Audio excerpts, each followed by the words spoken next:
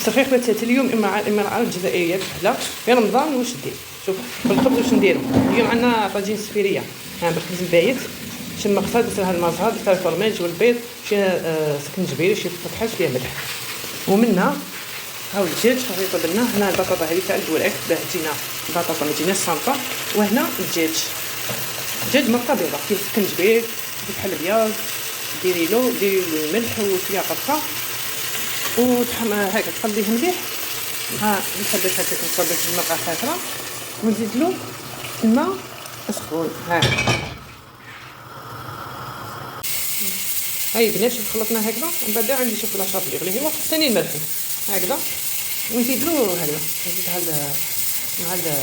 مع الفاص هذيك تاع الفرماج كويسو، ونخلط باه ندير السفيريه تاعنا.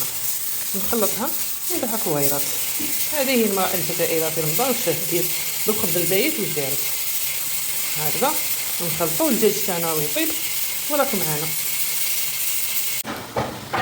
هاي سفيريه بنات شوف كتجينا، شوف تجينا هايله ومحمره راني نكمل فيها وراكم معانا. هاي بنات المائده نتاع الافطار تاعنا. هاي السفيريه هاي شوف كيف جات. ما جاتش جربوها.